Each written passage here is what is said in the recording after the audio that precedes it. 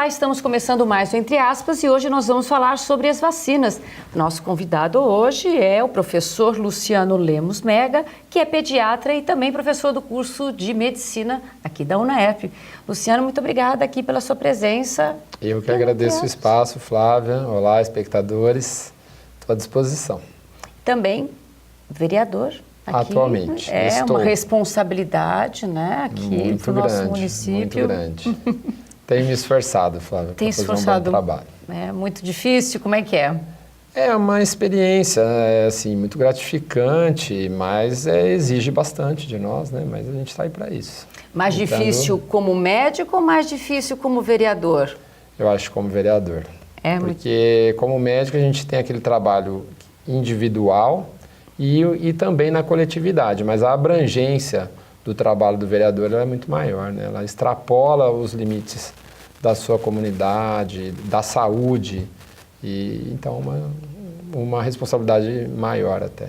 Bom, não quero me afastar muito, né? Vamos para o tema. Apesar que, assim, a gente não pode também se afastar a questão política. Hoje, na questão da saúde, é extremamente importante. A gente não consegue se afastar muito, né? porque ele está muito ligado, muito né? Ligados, né? Todas as mazelas aí da saúde têm uma questão política por trás, né? E afeta geralmente, diretamente, né? Na nossa questão, infelizmente, da nossa saúde. A população, né? A comunidade toda. A questão das vacinas, né? Hoje a gente inicia um período do inverno, né? E iniciamos aí a questão da saúde, principalmente os idosos, né? São atingidos, né? Muito pelas vacinas da gripe. É importante mesmo? Tem muita gente que questiona e fala assim, não vou tomar essa vacina da gripe, isso não é importante. Tem muita gente, não vou tomar, é bom realmente ou não é? Devo tomar? Não devo tomar? Assim, antes de falar da vacina da gripe, falando de vacinas de um modo geral. Então, não sou eu que falo, é a Organização Mundial da Saúde, o nosso Ministério da Saúde que diz, né, que as vacinas são uma das melhores formas de prevenção de doenças. Então, não é o Luciano Mega que está dizendo isso. Eu estou seguindo o que a ciência diz hoje, né? Boa alimentação, água potável, os medicamentos, as vacinas foram os grandes responsáveis pelo aumento da expectativa de vida nas últimas décadas, né? É o que diferencia um país desenvolvido de um país não desenvolvido, dentre outras coisas, né? Educação também, mas... Então as vacinas são muito importantes para a saúde. E aí entra a questão da gripe. Então é uma vacina indicada para determinados grupos. Então os idosos, um dos grupos que, segundo o Ministério da Saúde, devem ser vacinados. Idosos são pessoas acima de 60 anos aqui no Brasil. E dentre vários outros grupos, viu, Flávia? Então, no mês de abril agora, nós começamos a campanha. Então, ela abrange profissionais de saúde, estudantes que têm contato com os pacientes, gestantes, muito importante, as crianças de 6 meses aos 5 anos de idade, todas elas, pessoas que têm as doenças de base, que nós chamamos, aqueles pacientes que são acamados, por exemplo, né? Muito importante para eles também. E outras doenças de base, quem tem uma cardiopatia grave, problema renal grave, hepatopatias, né? Os problemas de fígado grave, todos eles precisam ser vacinados. E população carcerária, indígenas e outros. O restante da população, por exemplo, eu quero tomar a vacina da gripe, é importante ou não? É considerável ou não? Boa pergunta. O Ministério da Saúde indica, devem ser vacinados determinados grupos. Eu, no caso profissional de saúde, devo ser vacinado, né, segundo recomendações. Os demais, adultos ou crianças acima de 5 anos, podem ser vacinados. É diferente do podem ser. Então, se alguém quiser fazer uma vacina, só que aí ela não está disponível, até por uma questão de logística, de verbas, ela não está disponível da relação custo-benefício, né? Na medicina a gente tem sempre que pensar na relação custo-benefício. Então, ela não está disponível para toda a população. Então, existem vacinas em clínicas privadas, e aí quem estiver interessado pode ir lá e se vacinar. E por que especificamente da gripe eu tenho que tomar todos os anos? Ela é diferente? Ela é uma vacina um pouco diferente. O vírus da gripe, na verdade, não é um vírus só, ele se chama influenza, São vários vírus, tem grupo A e grupo B, e a vacina ela tem 3 sorotipos, a vacina que está no SUS. E 2 do grupo A e 1 do grupo B. E esse vírus ele é muito mutante, ele pode mudar a cada ano. Então, a cada ano é produzida uma nova vacina, baseada em estudos de coleta de vírus antes do inverno do hemisfério sul, então uma vacina para o hemisfério sul.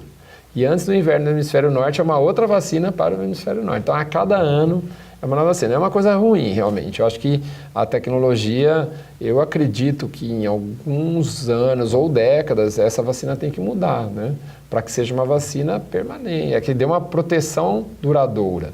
E não uma vacina que se faz a cada ano, que realmente é uma logística muito ruim. Né? E tem muitas pessoas que falam assim, eu tomei a vacina, mas eu fiquei com gripe, não me adiantou nada. Tem isso, não tem essa sensação? Isso, assim, eu tenho que ser enfático em dizer, impossível.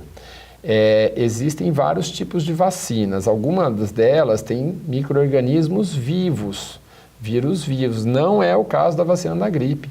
No caso da vacina da gripe, esses 3 vírus que eu falei, eles estão mortos, inativados. É impossível a vacina da gripe causar a doença gripe por esses 3 vírus que estão lá na vacina. O que pode acontecer, ela não dá 100% de proteção, e ela não dá realmente 100%. Ou o indivíduo teve um resfriado depois de receber a vacina da gripe e ele diz que a vacina causou gripe, mas o resfriado é uma doença, a gripe é outra. A população, muitos não sabem da diferença. Eu costumo dizer que a gripe é como se fosse um resfriado com os sintomas da dengue junto, assim, para entender que é uma doença bem mais grave. Ela não dá só aquela coriza, a dorzinha de garganta, a dorzinha de garganta, perdão, e até uma febrinha que o resfriado dá. A gripe, ela dá isso, mas também é uma febre mais intensa, dores no corpo, às vezes até falta de ar, porque ela toma os pulmões. Então, ela é uma doença bem mais grave que o resfriado. E a população confunde. Recebi a vacina da gripe, fiquei resfriado. A vacina não fez efeito, foi o resfriado. Agora, tem a reação adversa à vacina da gripe. Todas as vacinas, infelizmente, podem causar alguns eventos adversos. Então, uma dorzinha no corpo, uma febre logo após receber. Mas são sintomas transitórios que duram de 24 a 48 horas e aí não tem aquela coriza, a dor na garganta. É realmente um mal-estar pela vacina. Mas a vacina da gripe não causa gripe, isso tem que ficar bem claro para a população, porque muita gente deixa de se vacinar. Há boatos, né? Esse mito de que, mas minha vizinha, aquela senhorinha, ela recebeu a vacina e quase morreu de gripe. Não foi pela vacina, com certeza absoluta. E você tocou num ponto importante, né? Tem muita gente que fala assim, por isso que eu não dou vacina para o meu filho, por isso que eu não sou adepta à vacina. Existe essa linha de que realmente vacina não é bom? Como proceder nessa linha, né? Como você analisa essa questão, né? Desde quando o Brasil toma essa linha, vacinar é bom, é importante? Como eu disse no começo do programa, não sou eu que digo, é a ciência que diz. Ministério da Saúde, Organização Pan-Americana de Saúde, Sociedade Brasileira de Pediatria, nosso Ministério da Saúde indica, não sou eu. Então, assim, agora, há pequenos grupos minoritários, um pouco barulhentos, que dizem, não, a vacina altera todo o sistema imunológico, não se deve vacinar. Mas, à luz da ciência, hoje, a medicina muda, né? Pode ser que daqui 100 anos, novos estudos vão dizer, olha o que eles faziam lá atrás, né? Eles vacinavam, olha que ruim. Mas hoje, todos os trabalhos, toda a ciência indica que vacinar é bom. Então, eu acho que deve vacinar. No caso do Brasil, nós temos o Programa Nacional de Imunizações, tua pergunta, né? Desde 1973. Ele é um bom programa, ele é do SUS, ele é ligado ao Ministério da Saúde, é um bom programa comparado a outros países de mesmo nível de desenvolvimento que o nosso. Nós temos um bom Programa Nacional de Imunizações. Eu acho que é uma das coisas que realmente funcionam no SUS, vacina. É importante, você considera então que assim, é importante imunizar hoje, né? Porque as pesquisas indicam isso. Sim, é um direito, no caso eu como pediatra, falar então um pouquinho voltado às crianças, é um direito da criança a vacinação. Tanto que o Estatuto da Criança e do Adolescente diz que as crianças têm que ter o melhor tratamento, a melhor prevenção. Então, tanto que o Bolsa Família, por exemplo, está vinculado à vacinação. Aquela família que não vacina suas crianças, ela pode não receber o Bolsa Família. Então, é uma linha que é seguida pelo governo como um todo. Então, as políticas públicas dizem, tem que vacinar. Como eu disse, não sou eu. Sim. Agora, eu pessoalmente também acredito muito, tem que vacinar sim. Nós vamos para um rápido intervalo e voltamos daqui a pouco.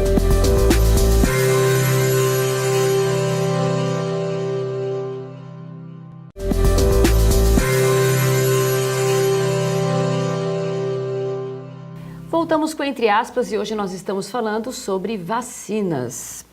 Professor Mega, a questão da poliomielite, né, está erradicada hoje no país? Quando uma doença é eliminada do mundo, nós falamos que essa doença foi erradicada. No caso, nós temos uma, que foi a vacina que fez isso, a varíola. É uma doença que até a década de 70, ela dizimava populações, ela foi erradicada, ela não existe mais no mundo. A poliomielite, nós falamos que aqui no Brasil ela foi eliminada. Existem alguns países, a Síria, por exemplo, em guerra voltou a poliomielite, porque eles não conseguem vacinar, né? Aí a importância da vacina. Então, tem alguns países da África que ainda tem poliomielite. No Brasil, o último caso de poliomielite pelo vírus selvagem, que é esse vírus que circula, foi em 1989, numa cidadezinha chamada Souza, na Paraíba. De lá para cá, nós nunca mais tivemos caso de poliomielite no Brasil por esse vírus que circula. Realmente, nós falávamos de efeitos adversos das vacinas, houve alguns casos de poliomielite pelo vírus da vacina, porque na gotinha o vírus é vivo. E houve raros casos, mas houve casos do vírus da gotinha da vacina causar a paralisia infantil. Recentemente, mas o Brasil continua não tendo casos pelo vírus selvagem. Então, a vacina protegeu milhares de pessoas e causou pouquíssimos casos de reações adversas muito graves. Então, recentemente, houve uma mudança. Aos 2, 4, 6 meses, os bebês não recebem mais a gotinha. Eles recebem uma vacina injetável que tem vírus mortos, inativados, que não vão causar a doença. Então, depois, quando chega a idade em que elas tomam as gotinhas, elas já têm anticorpos, não tem mais esse problema da poliomielite pelo vírus vacinal. Quer dizer, o avanço, a medicina, a tecnologia, muito grande. E realmente a polio nós não temos mais. E a questão da tríplice viral, que é a rubéola, sarampo e cachumba? Bom, tivemos recentemente vários casos de cachumba aqui, inclusive no nosso município, surtos, né? Vivem tendo. O sarampo era para ter sido erradicado.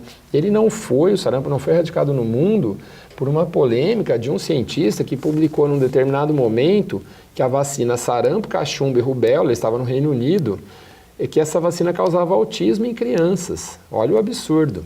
A revista, 10 anos depois, pouco mais, fez uma retratação dizendo que os dados da pesquisa dele eram falsos.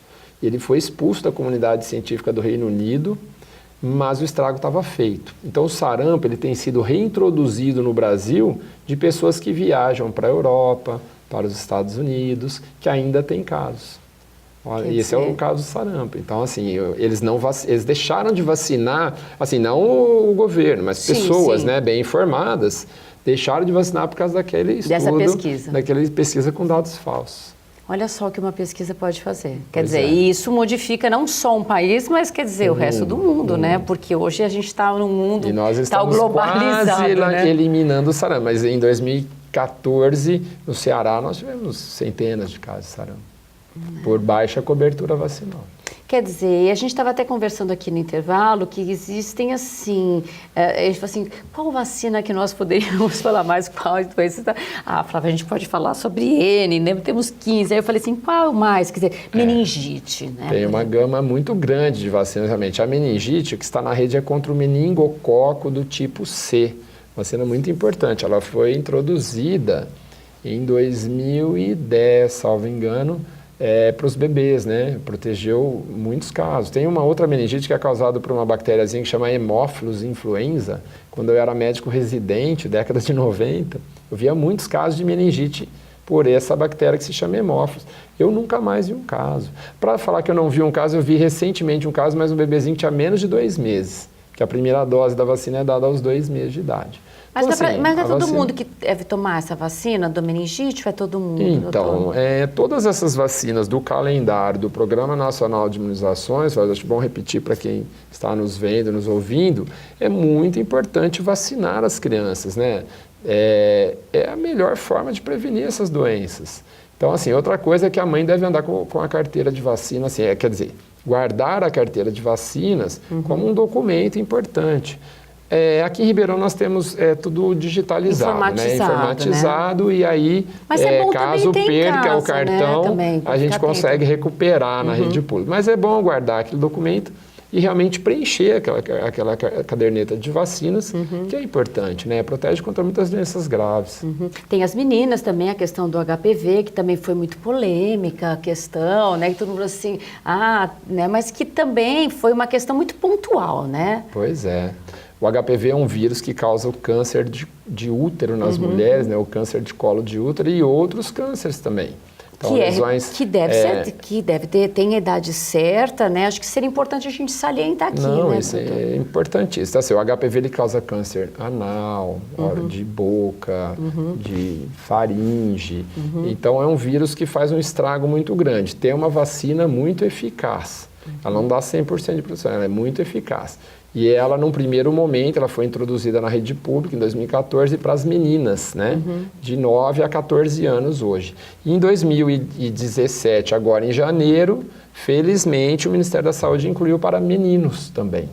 Ah, não sabia. Acabou de ser incluída no calendário do Programa Nacional de Imunizações para Meninos. Coisa que nós reivindicávamos há algum tempo já.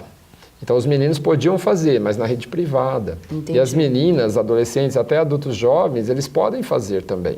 Mas saiu da faixa etária, não consegue mais na rede pública. Ficam na rede privada, uma vacina muito cara na rede privada. E, infelizmente, na rede pública, aquelas meninas adolescentes que têm direito, não são levadas pelos seus pais para vacinar. A gente não entende bem o porquê, um pouco de falta de divulgação, um pouco de medo, isso que você falou. Teve um caso em Bertioga que numa escola vacinaram, as meninas caíram no chão, mas foram levadas até o hospital e a constatação foi que aquela reação adversa, entre aspas, era o medo da picada, o estresse da picada. Ou seja, a vacina não causou mal para ninguém.